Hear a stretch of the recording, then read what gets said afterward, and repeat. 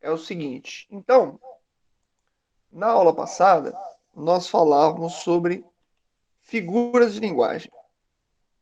Figuras de linguagem. Perfeito.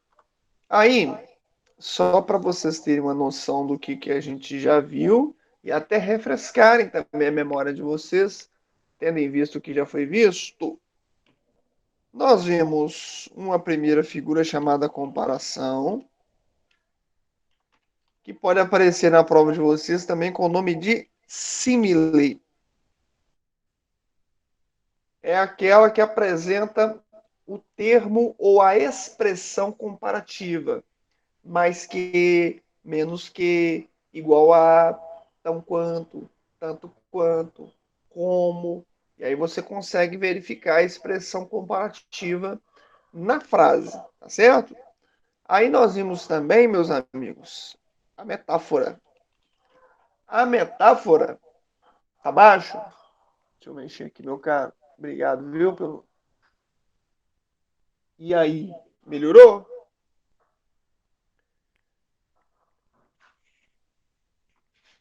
Deu uma melhoradinha, não?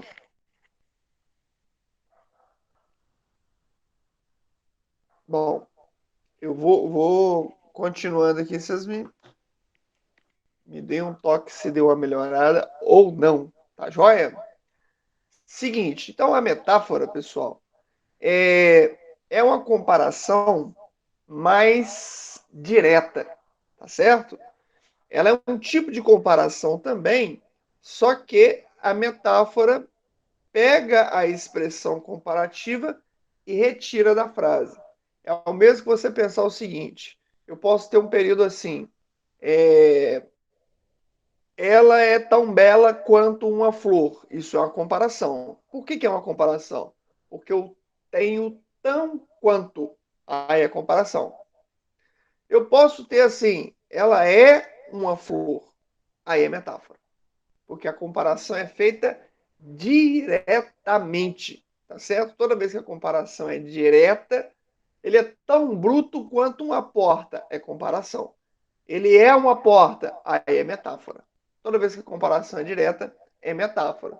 Eu até falei para vocês na aula passada do seguinte: a metáfora, o grande barato da metáfora é toda metáfora pode ser transformada em comparação, assim como toda comparação pode ser transformada em metáfora. Então, toda vez que você ficar em dúvida, poxa, será que isso aqui é uma metáfora? A metáfora é uma figura de linguagem que cai bastante em prova. Você vai pensar, dá para transformar essa frase em uma comparação? Se der, pode marcar metáfora. Toda comparação pode ser transformada em metáfora, assim como toda metáfora pode ser transformada em comparação. Tá joia? Pois é. Aí, meus amigos, nós vimos também um terceiro caso, tá certo? Que trouxe para nós é, a hipérbole. Hipérbole. Que é, na verdade, a figura de linguagem do exagero, né? É quando a gente fala, nossa, eu estou morrendo de fome, é uma força de expressão. Quando você fala assim, nossa, eu já te liguei mais de 1000 vezes e não consigo falar com você, é uma força de expressão. Apesar de que há pessoas que de fato ligam 1000 vezes, né? Mas vamos deixar isso para lá. É, mãe fala muito para filho, olha, eu já te falei mais de 1000 vezes para não fazer isso. Essa força de expressão exagerada recebe o nome de hipérbole. E na aula passada a gente parou no caso número 4, que é a catacrese. Eu não sei se vocês se recordam, mas se não se recordam, estamos aqui para isso. O que é a catacrese, pessoal? É o uso de uma expressão genérica na falta de um termo específico, tá certo? É... Então, você usa uma expressão mais geral na falta de uma especificidade, ok? Por exemplo, pessoal, quando a gente fala pé da cadeira, nós sabemos que a cadeira não tem pé. Mas as pessoas se habituaram a chamar o ferro ou a madeira o sustentáculo da cadeira de pé da cadeira.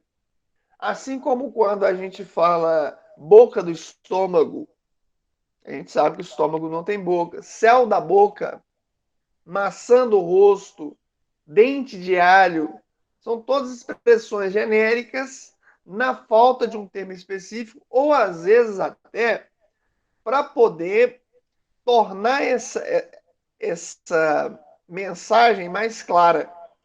Por exemplo, tem uma parte do corpo humano chamada panturrilha, mas que nem todo mundo conhece como panturrilha. Entretanto, o seu apelido carinhoso, vamos colocar assim, que é a batata da perna, todo mundo conhece. Então, às vezes, a catacrese ela vem também para deixar a expressão mais popular, tá certo? Aí, meus amigos, nós temos um quinto caso, aí sim já estamos na aula de hoje. A gente fez só os melhores momentos do finalzinho da aula passada, para a gente não perder o gancho da história. Pessoal, temos a ironia. O que é a ironia? Ironia, pessoal, é a linguagem utilizada, como vocês sabem, pessoal, prestem atenção, depois vou mandar para vocês, né? Vou mandar tudo isso que está anotado, a gente vai fazer os sublinhados que forem necessários. Eu vou precisar só da atenção de vocês durante a aula, tá certo? Depois, claro, vou precisar que vocês leiam tudo que foi anotado várias vezes, porque são 16 figuras de linguagem, então o grande dificultador das figuras de linguagem é preciso ligar nome à pessoa. Na hora da aula, a gente entende perfeitamente o que está sendo dito, o que está sendo explicado. Entretanto, às vezes, há candidatos que erram a questão sabendo a matéria. Por quê? Porque ele não consegue vincular o exemplo ao nome da figura, já que são vários casos. Então, já vi diversas vezes, pessoal, questões de figura de linguagem, e aí aparecem nas opções. Letra A, metáfora. Letra B, catacrese. Letra C, metonímia. Letra D, hipérbole. Aí o candidato lê aquilo e fala assim: já estudei isso, mas ele não lembra o que é de fato. Já estudou, mas não lembra o que é de fato. Então ele já estudou, mas não conseguiu ligar o nome à pessoa. Portanto, nós teremos um trabalho, e aí esse trabalho é mais solitário, né, de vocês, fazer o quê? Ler essa matéria com frequência, porque senão você acaba desassociando o nome da pessoa, o nome do exemplo. Então, a ironia, pessoal, é a linguagem utilizada para ridicularizar uma situação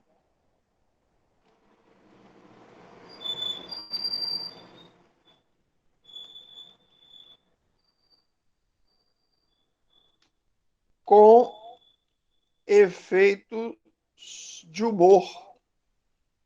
É claro que esse humor é para quem não é o alvo da ironia, né, pessoal? Há pessoas que são irônicas por natureza.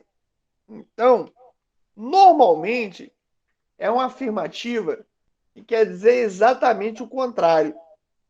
Né? Por exemplo, a ironia, pessoal, é muito dependente de um contexto. Então, eu não acredito, por exemplo, na prova de vocês aparecer assim, na frase tal, e aí te dá uma frase e aquela frase é irônica. É muito pouco provável que isso aconteça. Mas podem retirar um pedaço do texto, mandar para você e dizer para você assim: olha, de acordo com o texto, no trecho tal, e aquele trecho está dentro de um texto, ou seja, ele tem um contexto que vai mostrar para você mais claramente a ironia, tá certo? Então a ironia é a linguagem utilizada para. Aí você já foi, né? Vamos para o exemplo agora. Nós, professores, às vezes, em épocas de ensino regular, às vezes tem aquele aluno que atrapalhou a aula o ano inteiro, e aí tem um momento de vingança do professor, que é o momento da nota, né? Aí você vai entregar a nota final para ele e fala: olha, que bela nota, hein? 0. Ou seja, o professor não só entregou sua nota, mas está rindo de você. Isso acontece muito entre amigos, né? O, o amigo, sobretudo na amizade masculina, isso é mais frequente. Você usa uma roupa um tanto quanto extravagante. Aí você encontra um amigo seu na hora e vai falar assim: olha, tá bonitinho, meu filho. Meus amigos, podem voltar para casa e trocar de roupa. Você não tá bonito. Os nossos amigos, é, é, eles não têm essa coisa do elogio sincero.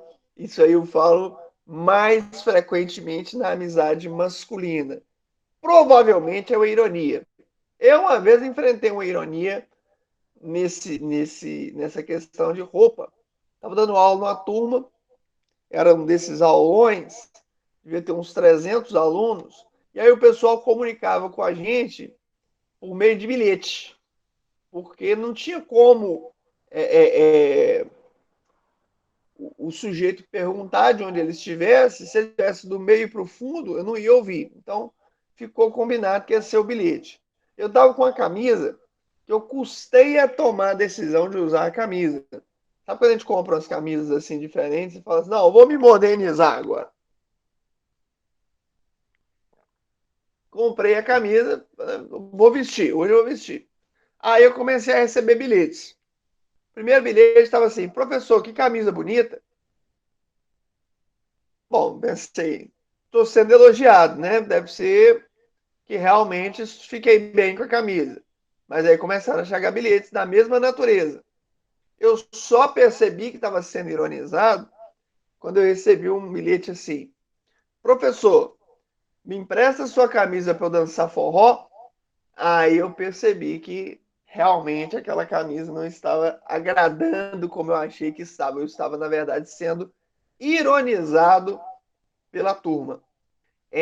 Então, moçada, a ironia é isso, ela é a ridicularização, né? É uma crítica bem humorada, vamos dizer assim, e que é a mais irritante de todos. Eu não sei se vocês convivem com pessoas irônicas, mas é um negócio complicado, né? A crítica com humor, ela deixa você mais irritado do que qualquer outro tipo de crítica, tá certo?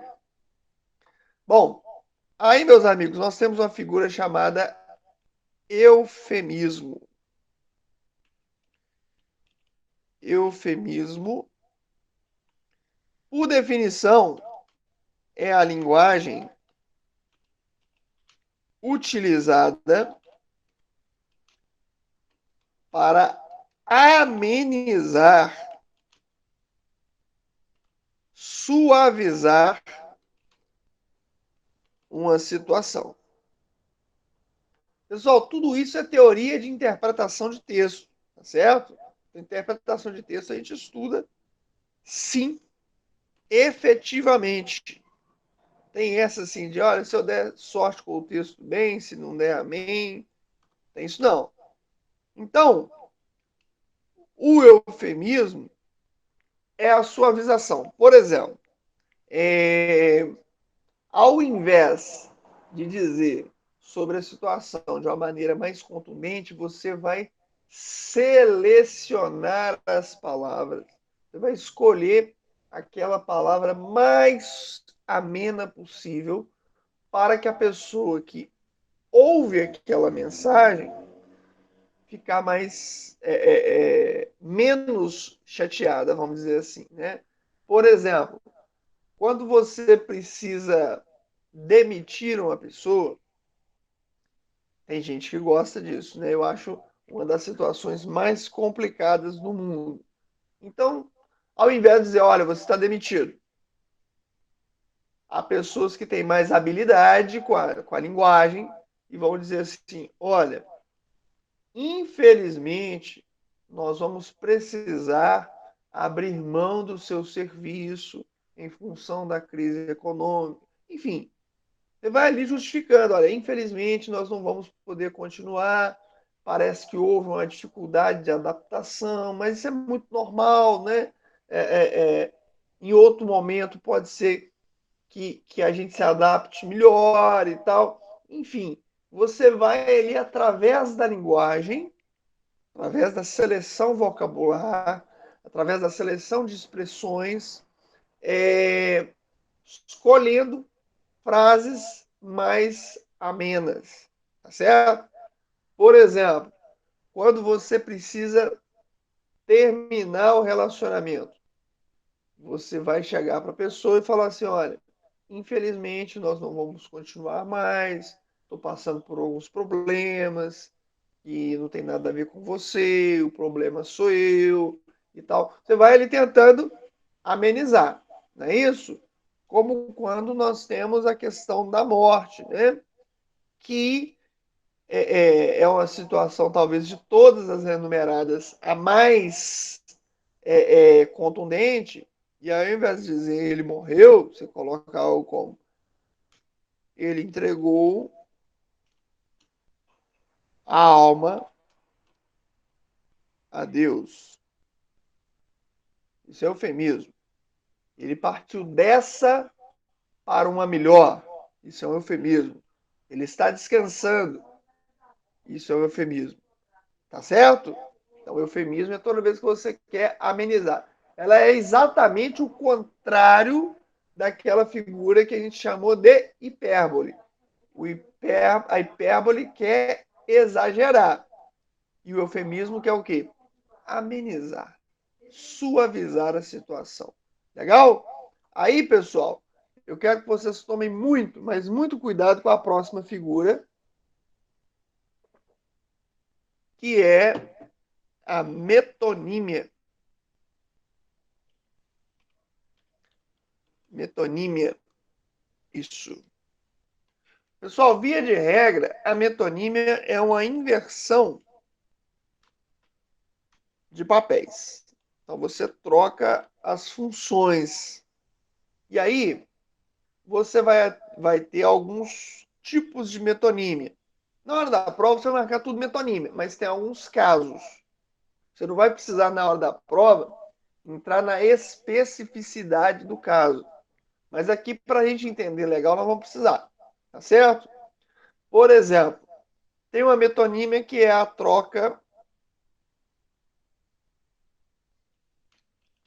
da parte pelo todo. Você vai falar sobre uma parte e essa parte vai representar o todo, a integralidade daquilo que você quer falar. Por exemplo, quando você diz assim, olha, precisamos de um teto para morar. Precisamos de um teto para morar. Na verdade, você quis dizer que precisamos de uma casa. O teto é só uma parte, não é isso? Mas você usou essa parte para representar o todo.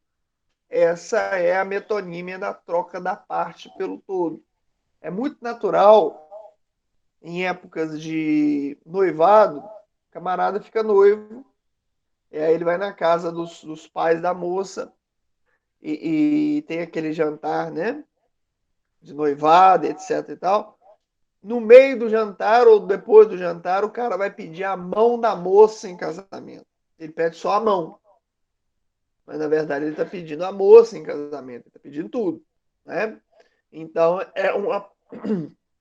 é uma parte em função do todo também. Tá certo?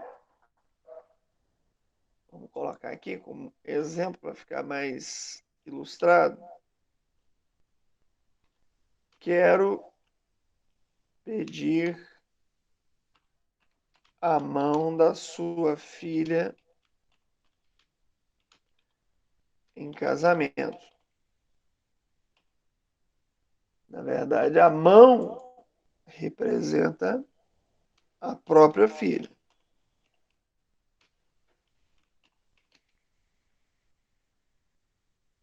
Própria. Isso. Isso é metonímia. É um tipo de metonímia em que a gente troca a parte pelo todo. Tá certo? Vamos que vamos. Temos mais tipos de troca. Tem também, pessoal, a troca do produto pela marca. Produto é substituído por uma marca mais famosa. O sonho de toda empresa é fazer com que a sua marca se torne uma metonímia do produto e um sinônimo do produto, tá certo? Por exemplo, tem marcas, pessoal, que são tão famosas, mas tão famosas que as pessoas já perderam de vista quem é o produto. Por exemplo, chiclete é marca, né? Dificilmente alguém fala goma de mascar. Bombril é marca, vamos colocar aqui, ó.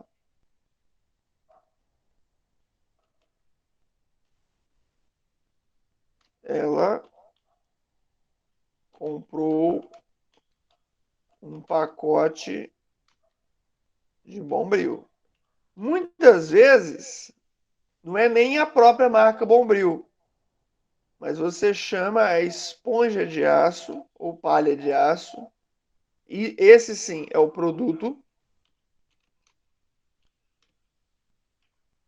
Você substitui pela marca Bombril, porque é uma marca muito famosa. Eles trabalharam muito essa fragmentação, essa consolidação da marca. Então é muito natural a pessoa tem que comprar Bombril. E vai ao supermercado e compra uma esponja de ácido de uma marca qualquer e chega em casa falando, já aqui, ó, tá aqui o Bombril para você. Tá certo? É... Então vamos pensar mais aqui, pessoal, mais marcas. Xerox é marca. É marca de quê? De fotocopiadora. E aí, pessoal, imagine, é uma marca tão forte que se você chegar a uma papelaria falando assim, vocês têm fotocópia? Ninguém te entende. O cara entende o quê? Xerox. Não é isso? Que mais? Que mais? Que mais? Que mais? Nós temos Nutella. É verdade, Nutella é marca, né, que está ficando cada vez mais forte.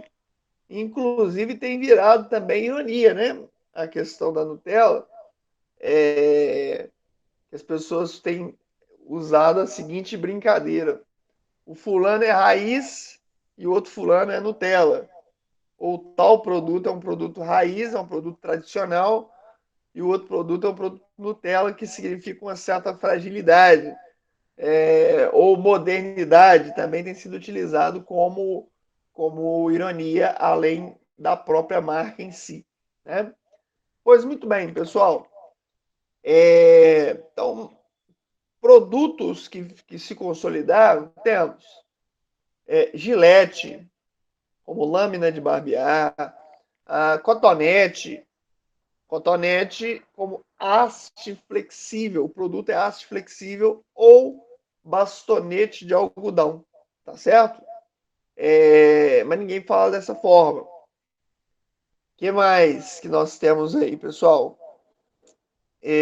Leite Moça, Pó Royal, enfim, são muitas marcas que tomaram conta. Durex é marca, Band-Aid é marca, é muita marca. Aí nós temos um outro tipo de metonímia também, que é quando você faz a troca do autor pela obra. Então, ao invés de falar o nome do autor, você usa, aliás, ao invés de falar o nome da obra, você usa o nome do autor. Para quê? Qual que é o sentido disso? Fica parecendo, dá a impressão de que você é até um leitor mais assíduo, mais frequente do que realmente é. Tá certo? Por exemplo, quando a gente diz assim, ela lê Machado de Assis. Fica parecendo que está tudo escrito no corpo do Machado de Assis, né? Se você ler ao pé da letra. E quem ouve, na maioria das vezes, pensa assim, bom, se ela lê Machado de Assis, ela está lendo a obra inteira. Às vezes não, às vezes vai ser um primeiro livro do Machado de Assis, mas quando você fala ela lê Machado de Assis, fica parecendo que leu a obra do sujeito toda. Teve uma prova que trouxe a seguinte frase: na estante havia os principais autores daquela geração.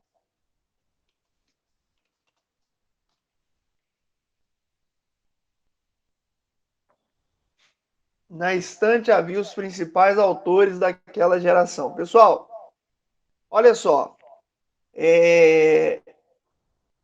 Os autores não estavam sentados na estante. O que havia na estante era as obras. O que havia era a obra. Mas aí você fala os autores, para dar até uma valorizada no que você está dizendo. Legal? A troca do autor pela obra. Aí, meus amigos, nós temos ainda, para finalizar o nosso caso de metonímia aqui, a troca do continente pelo conteúdo. O continente pelo conteúdo é quando você troca o recipiente pelo que tem dentro.